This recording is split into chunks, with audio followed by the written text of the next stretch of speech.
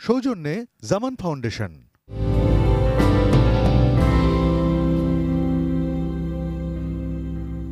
প্রিয় সুধী, আসসালামু আলাইকুম।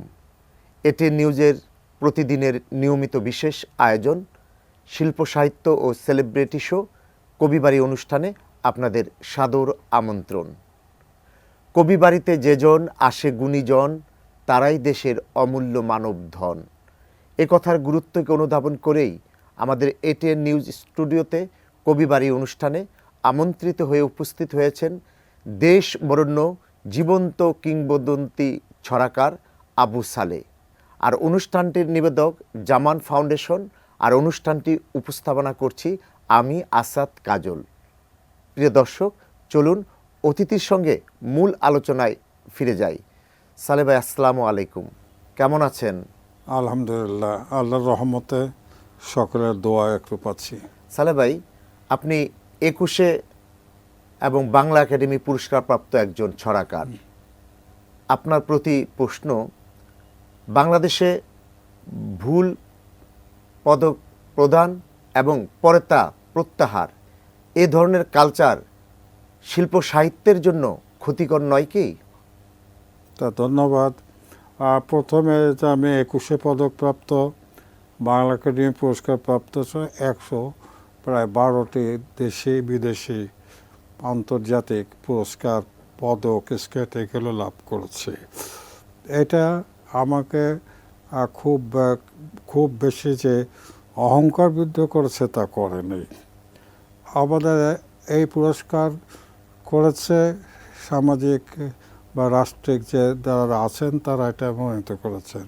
ছড়াকে বলা হয় নির্মাণ, কবিতাকে বলা হয় সৃষ্টি, কিন্তু আপনি ব্যতিক্রম। ধরা যাবে না, ছোঁয়া যাবে না, বলা যাবে না কথা, রক্ত দিয়ে পেলাম শালার আজব স্বাধীনতা। আপনার এই ছড়াটির ঐতিহাসিক পটভূমি কি? কবিতা বুঝতে হবে এবং ছড়াও বুঝতে হবে। কবিতা সাধারণত পৃষ্ঠপোষকতা পেয়েছে রাজদরবারে, এবং রাজা বাদশারা রাজকবি তাদের দরবারে নিয়োগ দিয়েছেন, তাদেরকে ভাতা দিয়েছেন, তাদেরকে পৃষ্ঠপোষকতা করেছেন। সেজন্য কবিতার বক্তব্য, প্রতিভার ভাব, প্রতিভার প্রকাশ হলো ভিন্ন রকম। কিন্তু সেখানে ব্যতিক্রম হলো ছড়া। ছড়া কিন্তু আসছে মেহনতি মানুষের, খেটে খাওয়া মানুষের আর্তচিৎকার, দাবি দেওয়া এবং দ্রোহ বিদ্রোহ প্রকাশ করার মাধ্যমে এটা আসছে। এবং এক্ষেত্রে ছড়া এবং কবি, এর মধ্যে ছড়াকার কবিতার মধ্যে একটা পার্থক্য এখন পর্যন্ত সেভাবে করেনি।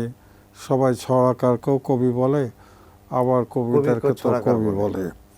ধরা যাবে না, ছোঁয়া যাবে না, বলা যাবে না কথা, রক্ত দিয়ে পেলাম শালার এমন স্বাধীনতা। যার পেছনে জানটা দিলাম, যার পেছনে রক্ত, সেই রক্তের বদল দেখো বাঁচাই কেমন শক্ত। ধরা যাবে না, ছোঁয়া যাবে না, বলা যাবে না কথা, রক্ত দিয়ে পেলাম শালার মরার স্বাধীনতা। বাঁচতে চেয়ে খুন হয়েছি, বুলেট শুধু খেলাম, উঠতে এবং বসতে ঠুকে দাদার পায়ে ছিলাম। ধরা যাবে না, ছোঁয়া যাবে না, বলা যাবে না কথা, রক্ত দিয়ে পেলাম শালার আজব স্বাধীনতা। এই ছড়াটি আমার লেখা 1972 সালের 19 ফেব্রুয়ারি তারিখ। 21 ফেব্রুয়ারি কোনো এক সংকলনের জন্য লেখা। আমি রণাঙ্গনের একজন বীর মুক্তিযোদ্ধা। আমি তখন ঢাকায় ফিরে আসি, রণাঙ্গন থেকে ঢাকায় ফিরে আসি। সেই সময় এসে এখানে 21 ফেব্রুয়ারির অনুষ্ঠানের জন্য তখন অনেক লিটল ম্যাগাজিন বা সংকলন বের হতো, তার লেখার জন্য আমারটা চেয়েছিল এটা। আমি সেই সময়ের আগেই বলছি না, নৈরাজ্য, অবক্ষয়, তারপরে বিভিন্ন ধরনের সমস্যা, এই সমস্ত সৃষ্টি হয়েছে, মাদকাসক্ত বেরিয়েছে। তারপরে যেখানে যাই সেখানে দেখি একজন যে সকালবেলা গাড়ি ছিনতাই হচ্ছে, মাছের দোকান নিয়ে যাচ্ছে, তারপরে মানুষ কথা বলে থাপ্পড় মারছে, সমস্ত কিছু একটা রাজ্যকর অবস্থা। এই অবস্থার প্রেক্ষিতে সেইটা আমি তখনই দেখছিলাম। বই বের হওয়ার জন্য লেখক অপেক্ষা করবে নাকি বই বের হওয়ার জন্য পাঠক অপেক্ষা করবে? আপনি এ বিষয়ে কি বলবেন? 21শে ফেব্রুয়ারি উপলক্ষে অনেক বই তো বের হয়, সেটা সকলেরই জানা। সেই বইগুলো কতটুকু প্রকৃত বইয়ের মর্যাদা রক্ষা করে সেটা রিভিউ করার জন্য কোনো ব্যবস্থা নাই। কোনো প্রকাশনীতে হ্যাঁ, সম্পাদনা পর্ষদও নেই সে আর অর্থে। সেটার একটু মাত্র কারণ যে আমাদের এখানে প্রধান প্রকাশকরা যারা সব হলো বাংলা বাজার কেন্দ্রিক। এখানে প্রকাশকরা নিজস্ব অর্থায়ন খুবই কম করে থাকে, 2-1টা প্রকাশক ছাড়া। তারা বাকিগুলো হলো কন্ট্রাক্টরি করে। একজন কবি তা কবি হওয়ার বাসনা থেকে সর্বস্ব ত্যাগ করে, নিজের টাকা দিয়ে বই জমি জমা বিক্রি করে, গহনাগাটি বিক্রি করে, টাকা ধার নিয়ে তারপর বলে আমার বইটা বের করে দেন।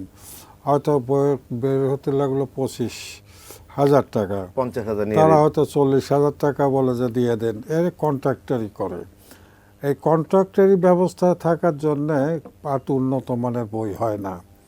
আর কবিরা ওইটাই সন্তুষ্ট, আমার একটা বই থাকলো, আমি কবি হিসেবে পরিচিত হলাম।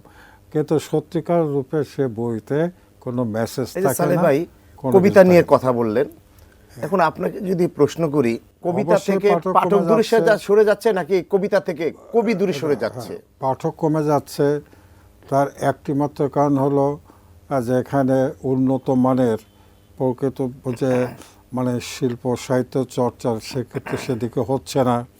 সেখানে এই সমস্ত বইয়ের মধ্যে যাকে খুব নিম্নমানের গল্প মানে কাহিনী, তারপরে ভাষাগত অসুবিধা আছে। তারপরে বড় কথা হচ্ছে যে ইন্টারনেটে ফেসবুক, তারপরে এই সমস্ত যে ইলেকট্রনিক মিডিয়াতে যেগুলো মানে সাহিত্য চর্চা হচ্ছে, তাতে মানুষ কবিতা প্রতি অনেকে আগ্রহ কমে দিয়েছে। জি। তারপরে এখানে শিশুদের জন্য যে সমস্ত বইগুলো আছে সেটাও সঠিকভাবে আসছে না, এবং কাগজের দাম বেড়ে যাওয়ার জন্য মানে উন্নত মানের বই ওরকম কেউ প্রকাশ করতে পারছে না। পাঠক সৃষ্টি হবে কি করে? আমরা যারা স্কুল কলেজে পড়াশোনা করেছে, আমরা কিন্তু এটা কেউ বলে দিতে লাগতো না। এটা পরিবেশটা এমন ছিল যে আমাদের আফ্রিকার জঙ্গলে বইটা পড়তে হবে, রাশিয়ার রাজদূত বইটা পড়তে হবে, বা একটু বড় হলো নিহারঞ্জন গুপ্তের সে কিরিটি রায়ের কাহিনী, আপনার সেই গোয়েন্দা কাহিনী, এগুলো পড়া হচ্ছে। এগুলো সেটা তো পড়ে না। পাঠকটা সৃষ্টি কিন্তু মায়েরা করে, বাপেরা করে। কি কি ঘাত প্রতিঘাত ছিল জীবন সম্মুখে বেড়ে ওঠার পিছনে?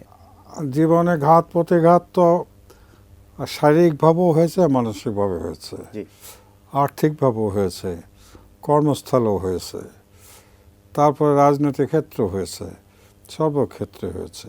মানসিক আঘাত নানানভাবে হয়েছে। আমি ছড়া লিখি বলে আমাকে অত্যন্ত অবহেলা করেছে, এতে আমি সবসময় অত্যাচারও করেছে মানসিকভাবে আপনাকে অনেক। ক্ষতিগ্রস্ত হয়েছি। তারপরে আপনার আর্থিক অবস্থা চিরকালই আমার সেরকম। আমার বাবা বলতেন, যদিও তিনি অত্যন্ত ধনাঢ্য ছিলেন, আমরা অত্যন্ত ভূস্বামী, তবুও তিনি কখনো বিলাসবহুল জীবনযাপন করেননি। আমাদের মানে তিনি খুব সাদা সাদা জীবনযাপন করেছেন। একটা বুজুর্গ কামল ব্যক্তি ছিলেন। তিনি তো সবসময় বলেছেন যে টাকার পিছনে ঘুরবে না। তাহলে সালেহ ভাই, 1 মিনিট বলে নেই, টাকার পিছনে ঘুরবে না, টাকাই তোমার পিছনে ঘুরবে। আর সবসময় দরিদ্র জীবন যাপন করবে, তাহলেই তুমি মনের শান্তি। সাধারণ জীবনযাপন, হ্যাঁ। এগুলো আছে। তরুণ ছড়াকারদের ভিড়ে আপনি ওল্ড ইজ গোল্ড ছড়াকার আবু সালেহ কেমন আছেন? মানে ওই কথাই বলতে হয় সুনীল গঙ্গোপাধ্যায়ের কবিতায়, আমি কেমনভাবে বেঁচে আছি তুই এসে দেখে যাস নিখিলেশ। না, আমরা তো বেঁচে আছি, তো কেমনভাবে বেঁচে আছি সেটা সেই নিখিলেশদের দেখা আজ পর্যন্ত পাইনি। সালেহ ভাই, আপনার কাছে এবার জানতে চাই, জীবিত অবস্থা 5 জন কবির নাম বলতে হবে যাদের কবিতা আপনার ভালো লাগে এবং যাদের কবিতায় ভবিষ্যৎ সম্ভাবনা দেখতে পান? আমি মুখোমুখি তোমার মুখোমুখি আছে, তোমার নাম হলো আসাদ কাজল, কিন্তু সবাই বলে কবি আসাদ কাজল। তুমি বিস্তর কবিতা লিখেছ। আমার মনে হয় কবিতাকে তুমি একটা শিল্প হিসেবে নিয়েছ। পাঁচজনের যে তরুণ কবিদের লেখা আমি পড়ি, তা তরুণ কবিদের চাইতে আমি তরুণ ছড়াকারদের লেখাই বেশি পড়ি। কারণ আমার সাহিত্যের মাধ্যম হলো ছড়া সাহিত্য। তার ভিতরে যে কবি যারা আছেন, মানে এখনও তো তারুণ্যও বলা যায়, রেজাউদ্দিন স্টালিন, তারপর মোহন রায়হান, তারপরে হলো আপনার কী বলে এরকম আরও বেশ কয়েকজন, মতিন বৈরাগী, এটা জীবিত আছে, বয়স একটু বেশি হলো, তরুণ নেই সে মতিন বৈরাগী। আরেকজন বয়স হলো কবি মনির সিরাজ ইত্যাদি আর কি। সময় স্বল্পতায় আমাদের আলোচনার ইতি টানতে হবে। আমাদের এটিএন নিউজ স্টুডিওতে উপস্থিত হওয়ার জন্য আপনার প্রতি কৃতজ্ঞতা জানাচ্ছি। সকলকে ধন্যবাদ, কর্তৃপক্ষকে আবারও ধন্যবাদ। আর এখানে যারা এই অনুষ্ঠান করার জন্য তারা সহযোগিতা আছে, সবার প্রতি ভালোবাসা, কৃতজ্ঞতা, ধন্যবাদ জ্ঞাপন করে আমার বক্তব্য এখানে শেষ করছি। প্রিয় দর্শক, এতক্ষণ কথা বলছিলাম দেশ বরেণ্য জীবন্ত কিংবদন্তি ছড়াকার আবু সালেহ এর সঙ্গে। আগামী অনুষ্ঠান দেখার আমন্ত্রণ জানিয়ে আমি আসাদ কাজল আপনাদের কাছ থেকে বিদায় নিচ্ছি। আল্লাহ হাফেজ।